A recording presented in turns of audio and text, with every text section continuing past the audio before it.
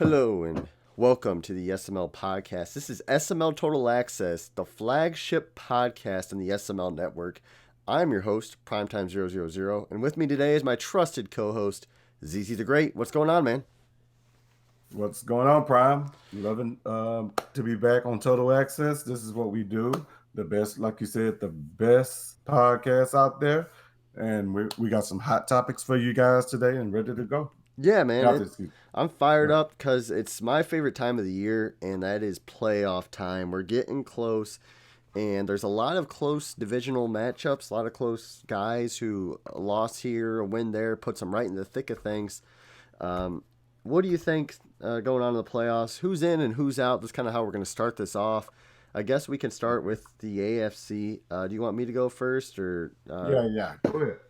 You go ahead and take the AFC. That's your neck of the woods. Yeah. So right now in the AFC, starting with the AFC North, and the Ravens basically have this locked up at this point. Meets is 12-0. He's playing the best football of his SML career by far. Lamar Jackson, Freddie Golden, and Hollywood Brown's now healthy. He's getting the job done, and Meats is going to win the AFC North. AFC South, I've got a one-game lead on the Jacksonville Jaguars, and I would expect myself to win the division. So Yes. we got the Colts in the AFC South, and this is when things start getting interesting now. In the AFC West, you've got the Kansas City Chiefs tied up record-wise with the Los Angeles Chargers. And we talked about this before, and I'm going to stick with my prediction and saying that Haas is going to find a way to make the playoffs. He's going to do his thing, and he's going to get to capture the third seed. Fourth seed, and this is when Daddy Leagues right now has the Jets in at number 4. But this is really the man who's leading the division right now is Conk. And I know that's going to ruffle some feathers in the SML. So Conk up one game, and I think he's already beaten the Jets. So I'm going to say Conk wins the AFC East. And then the wild card spots, I'm going to give one to Jacksonville, and I'm going to give one to the Los Angeles Chargers. So take that how you want. Wow. But yes, Conk will make the playoffs, and he may do some damage. Wow. Would it be amazing for Conk to run through a couple guys in the playoffs and possibly win it all? But you guys have to call him Conk the champion? Hey, man, we could. Hey, you never know. It could be a nightmare. It could be. So, yeah, I'm going to take on the NFC, and one of the most interesting divisions in the NFC is the NFC. I think it's the NFC North because, well, I mean, the Bears, of course, is going to win the NFC, but my boy Lawyer Killer, who has been trying to get back into this, it's a very big potential. And the Lions, he played great early on in the seasons, but the fact that he has kind of regressed since then, and if my boy Lawyer Killer could actually get a win in this, man, who knows what in the world is going to happen. But if you move down to the NFC South and you look at our division and my division, which is in shambles, like we're in the we're in shambles. Like what's the year the Seattle Seahawks won? Yeah, 2000 Super Bowl. Yeah, 7-9. They went into the playoffs. Yeah. So we could see one of these. I mean, currently we have Panthers at 5-7, and he is leading our division with the closest guy behind him at 4-8. And it's indicative of the fact that we are pretty much sucking, all of us, and kind of why we probably all kind of drifted towards this division. But if you move past that, and you got my boy Future Empire in the head of the NFC West, he's gonna more than likely win the NFC West. And Spooky World, who started off at a great clip, has continued some success, and but we know he's gonna make the playoffs, but what he's gonna do in the playoffs is still a question. And then finally, you have to run up to the NFC East. Yes. And these guys, man, I don't know what happened. The Cowboys has taken the lead again. Rams are back on top, but the big story of the NFC East is, of course, my boy, the Eagles, the Gov, the man, the four-time champion. What's going on, Gov? You're 6-5. I know he made it. I know he made this statement. We're gonna get into that earlier, later on in the program. But 6-5 record for Gov is unforeseeable. That's something I would have never thought that would happen. After that, you got the Eagles, Gab Mack. He's playing good ball, but whether he make the playoffs is going to be kind of tough for him. And with the other divisions doing so well, and then the Giants, of course, he's one of my guys, 1-11, and has no chance. Yep. And Graham's, I seen him put in chat the other day. This would be the second time he's won the NFC East. Interesting there. You've kind of Yeah. everyone thinks that the Eagles run through the division, but not necessarily the case. But on the other token, the Eagles have 2 Super Bowl appearances, and the Cowboys have none. So, switching gears. That's my favorite topic, or my favorite transition Yes. now. Um, game hours. I'm not sure if you seen. I charted the Yes, game I hours. did. People posted their pictures, and it's kind of interesting because I know Blunt Burner was up there. I don't have his total, but I stopped after a while. But Graham's was definitely top 3, top 4. Yes. Haas Yes. 491 hours. Graham's 550. And the average was in the mid 200s. You got Royce 270s, Two Step 260s. Meats is in there, 260s around there roughly. Yes. And then you got the guys at the bottom, and this is what I find interesting. Dumpahontis 125. I was second from last at 140. Uh, what do you think? So Can we make anything of hours played then, or we what? can we can make a lot from this graph. I mean, this graph says a lot. It says that some of our best players don't have to practice that much or don't have to play as much because the fact that Duppahontas, you, Phil, Rowan Cool, Mike, Christian Kales, and then Oshi. Yeah, I mean, those are the bottom, 6 guys yeah, and some of the best players in the league. And to say that Graham's plays the top and the most out of everybody, then you have Haas and NYT and Conk and Roseworth. I mean, those guys are good guys and they play great games, but I mean, they're not clearly not the best and they don't play the most. So I don't think I mean, reps have a whole lot to do with this because of course I probably play the least out of everybody. I'm only playing my games in SML and Primer, and so I don't play that much. So the fact that I suck might be because I'm not playing as much as some of these other guys. But at the same time, man, you can have a lot of reps, you can play a lot of games, and still not be one of the best. this is kind of interesting. I was thinking about because I literally only play the SML games. Like right before the cycle or the season started, I was playing some scrimmage games. I played you in a few scrimmage games. Yes. So let's say we take like I had 140 hours, and then you have Grams over 500 hours. You flip the two, and Grams is down to Yeah. 100. Yeah. I mean, I'm, like Hey, I'm just gonna be totally honest, man. That happened. Then who knows? We might see be seeing a 20-time champion right. prime. You know what I mean? It's just because I mean more reps gonna make you a little better, but maybe yeah. And I'm not saying this to down any of the other guys because they play a lot and might not win as much as prime. That's not what I'm trying to say. But what I am saying is maybe you can play a whole lot, and that might not be my particular problem or anybody else's problem because my boy Jaguars, the Dupahanas, he's showing completely otherwise. He's one of the lowest guys on this list, and he's still a great player. Yeah. I do. I like the list because I think sometimes people will take shots and say, "Oh, you're using ebooks or you've got to be labbing a lot." And I've said I've, Yes. I've said for the past 2 years, I know I use the same plays I've used since I was like 12 years old. I just find ways to win. Yeah. So it is kind of Yeah. interesting. It does show some truth in certain things, and so I think Are that you I calling think these guys tryhards? yeah, I'm calling these guys tryhards. Like Jesus, Conk had like 600 hours on Madden 19, so it's very interesting.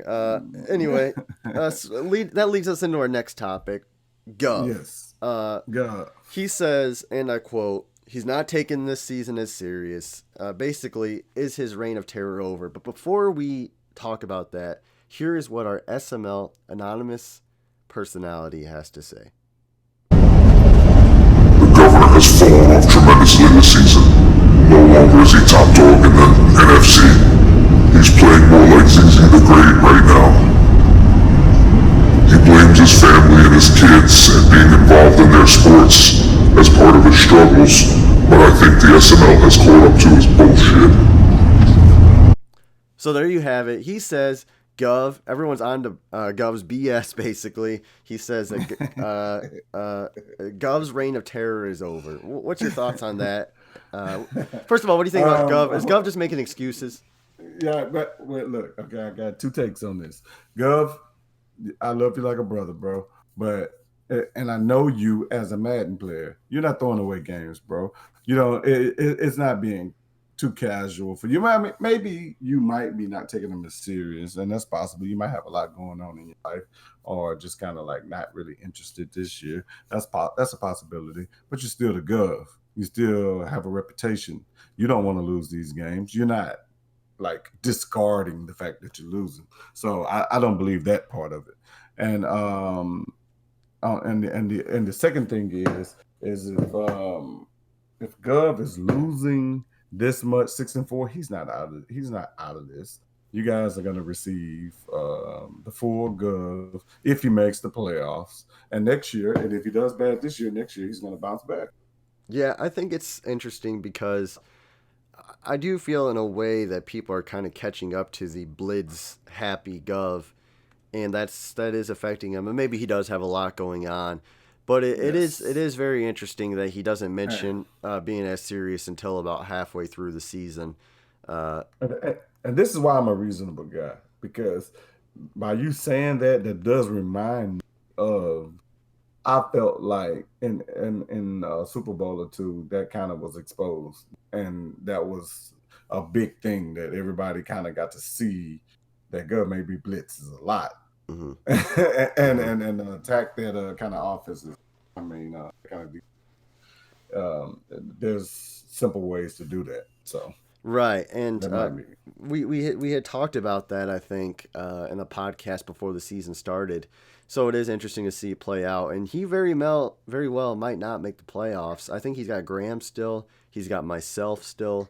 So, and believe me, I'm gonna try putting the kill shot on this boy's season real quick. So You're trying to make him not make the playoffs, aren't you? if I make the Super Bowl, it's a lot easier when Gov's not there. All shots aside, I'd much rather play just about anybody else besides the governor of the Super Bowl. There you go. So, real quick, then, is Gov gonna make the playoffs? If I got to put my money on it, yes. Yeah, I would agree with that. At the end of the day, he's still the Gov, like you said. Yeah, he's still the good man. That man, you don't lose that all in one day. So he's been a pretty good guy, and maybe he's distracted. Who knows? But then again, it could be the blitz thing. It could be. But in all honesty, I've seen Gov play a lot of times, and I've seen him adapt to a lot of situations. Yep. So, okay, there we go on that topic. Now, we're going to hear from the SML personality on this topic, which is, will Meats go undefeated? And beyond that, will he go 19-0? So here's our SML anonymous personality on I Got the Meats. There is no chance in hell that Meats goes undefeated this season. He will wind up choking away one of his last 3 regular season games. And if he does somehow happen to go 16-0, there'll be no way he makes it to 19-0 and wins the Super Bowl. Once a folding chair, always a folding chair. So there we go. He says, once a folding chair, always a folding chair. What's your thoughts on I Got the Meats 16-0, 19-0 season? I'm gonna tell you one thing. Meats is a great player. Meats has always been a great player. Meats is one of the best players in the league right now. And calling him a folding chair, okay, yeah, you can do that during the playoffs. We can say that. But saying he's always going to be a folding chair, I'm not with that. The advances Meats made throughout the years, the confidence he's building. I saw the little King meme he put up earlier after whooping up on the Bucks. So I don't believe that Meat will never win a championship. He's always going to be a folding chair. That'll eventually catch up. He'll get past the pressure and that kind of thing after you get there so many times. And that goes the same for Future Empire. Yeah, man, it's interesting. So I guess, do you think he's going to go 19-0 then? 19-0, no. 16-0. No. So you think he'll drop when he's got Haas coming up? I think he's got the Bengals, yes. Which that's about it. I think the rest of his schedule is fairly easy. Yes. I think. Yeah. Go on. No, I was just gonna say he'll lose to one of the teams he thinks he's gonna roll over. The easy games. Those are the hardest ones for him. Well, Meats, I know, really wants this 16-0, and I've gone 19-0, and I've gone 16-0, and I've lost in the playoffs and won in the playoffs. Went 19-0, and I've won Super Bowls at 15-1. And at the end of the day, if you don't win the Super Bowl, who cares? And I think that if Meats goes 16-0, he has to win a Super Bowl, because what would that do to his folding chair title if he throws all the way through the regular season, is 16-0, looks unstoppable, plays somebody in the divisional round, plays the Jaguars, and then loses. What does that mean then? After all that. Yeah, no, if Meats goes the whole way. So wait a minute. Nobody's ever won the Super Bowl. Well, wait a minute, 19-0 is Super Bowl, right? 19-0 Super Bowl win. Yeah, Super Bowl. Yeah, Super Bowl win. So, okay. So if Meats does not make the Super Bowl and he goes maybe 18-0 or whatever, that's a disappointment. That's something that could solidify the golden chair thing for a long time until he wins. But if he can get in here and he can win one, great for Meats' character. That'd be great for Meats' statue in the SML. He would be. You couldn't use the folding chair thing on him. That would dispel that notion. It would just be interesting because, once again, there would be added pressure if he's 16-0 and has a wild. Once again, if he goes one and done, it's just going to be tough for him to overcome just the haters on that. And I know I'm not a big moral victory guy. I know Meats does try to build off things like that. Like, hey, I went 16-0, but I would not be happy. Personally, I'm not the type of person who would be happy after a 16-0 season and not a Super Bowl win. I'm not sure how you feel about that. No. You shouldn't be happy without a Super Bowl season. You make it that far. I don't care if I make it to the conference championship, man. I want to win the whole thing. Yeah. And it raised your status a little bit, but not very much. It's not worth going that far not to get the whole thing. Yeah. So real quick, I know this is on our schedule. I just want to talk about real quick. What do you? This is going to be kind of controversial, and we've had topics on this game before. But I see my boy Meats go off about the graphic situation and the copyright infringement, that kind of thing. So how do we feel as a SML as far as that particular situation? Was Conk actually trying to help the league, not doing anything malicious, or was it a thing of just Conk being ignorant and not knowing what was going to happen or how people felt about their work, or should he have done something more before he actually did that? Was that just in I think NYT hit it on the head in chat. And I kind of like Conk. I couldn't stand him for a while, but I kind of like him. There's a Lil Wayne song on Carter 3, and it's like talking about a soul whose intentions are good, but he's misunderstood. And Conk I think his intentions were good, but he's such a freaking idiot that, you just assume the worst. And Conk's, go on. No. I was going to say, but I don't think any of his disgruntled and crazy activity. I don't think it's like malicious.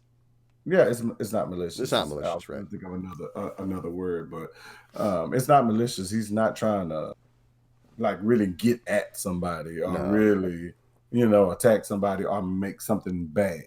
Yeah. And I think in this situation he was trying to do something good, and it was just unfortunately a mistake. Yeah. Yep. Just consult with me before you release something. Right, exactly. Or give the credit or just retweet or whatever it is. But once again, I mean, you live and learn. Somebody else could have made the same mistake. But Conk is the type of guy, big personality. And sometimes the bigger the personality, the bigger shots you're going to take if you make a mistake.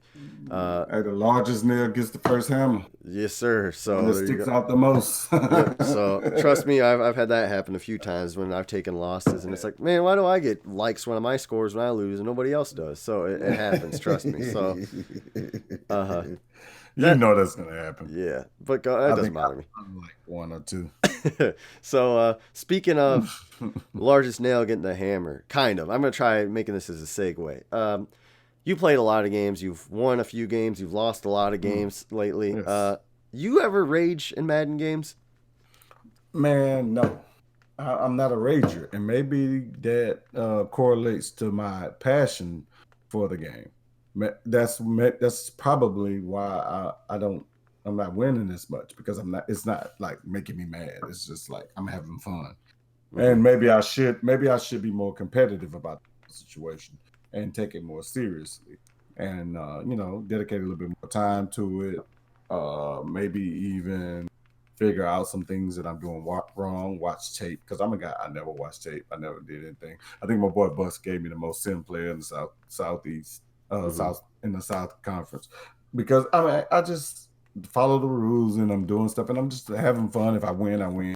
Yeah. But I should be more intense on what works. If it works, I should be putting that into a game plan, right? Being more structured and having a more because the longer you come in the league and you do the same stuff, the worse it's going to be for you. If you're not switching things up, you're not figuring out a new game plan, then it kind of makes you worse, and especially as these guys get better at the game later on. See, so it's on me. I got to figure out a different game plan this offseason. I'm gonna just try to do a whole different thing. Maybe that'll help me open up my thought process and just get better. So you don't rage, obviously, and that being I don't rage. That being said, do you enjoy the chat and kind of that aspect of it now more than playing the games? No. So you still enjoy playing the game? No, I enjoy playing the game. That's what I'm here for. Yeah. I want to win. Yeah. I want to be able to go in, and I want to let everybody know. Remember this day. ZZ was a humble. Remember this. Mm-hmm. When I was losing, I still participated. Yep. I still did everything I was supposed to do. I might have been slacking lately in chat, but me slacking is like only posting a couple times a day. Right. So way different. It's way different than anybody else slacking. So I just want everybody to know that I've been a humble player. I enjoy losing. I tell everybody, good game. I hardly ever get in disputes with guys about games and the way they play, because I've always figured out that if you can do it as cheese or whatever, then I figure I should be able to figure out a way to stop it. Yep. And so I don't get mad at anybody about these freaking games. But with the day that I end up at 12 championships and Prime is talking about kicking me out the league because I'm getting close to his record. Remember this.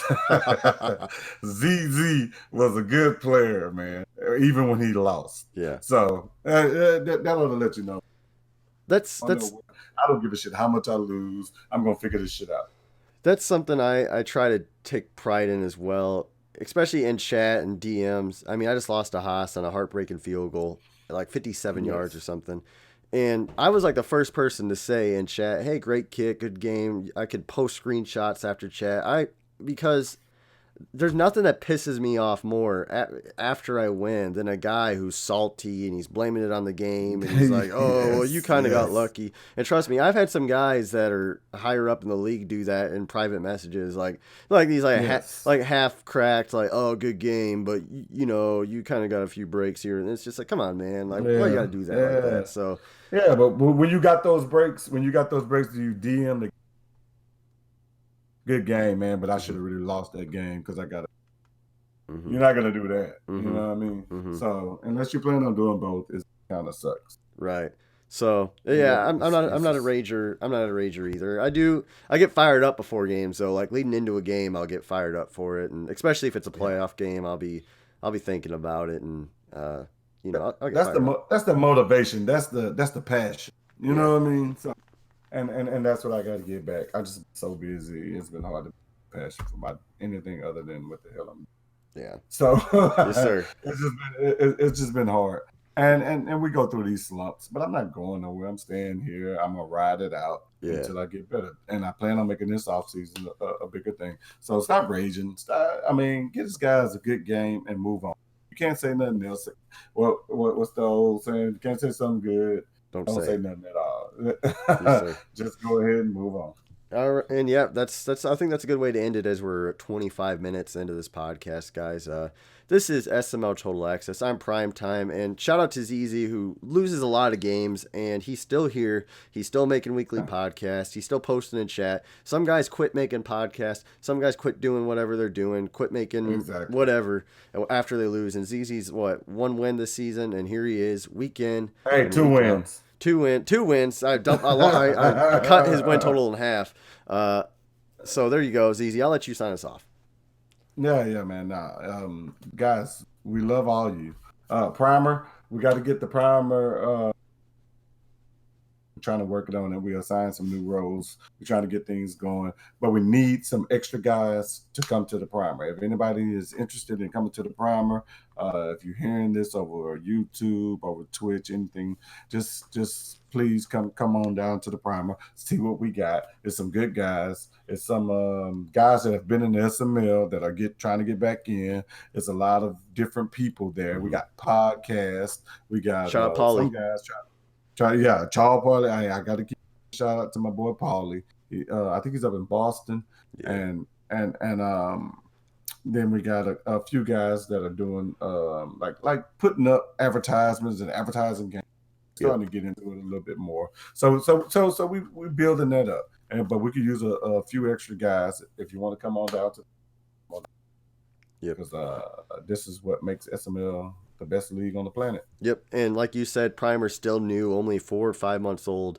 It's growing. It's a slow and steady process. We're going to have some hiccups. We're going to have some bumps. But guess what? We're going to rise like a mother effing phoenix to the top, baby. That's how we do it. So you guys will have a league below you before it's all over. So there you go. That is SML Total Access, guys. Thanks for listening. You take it easy.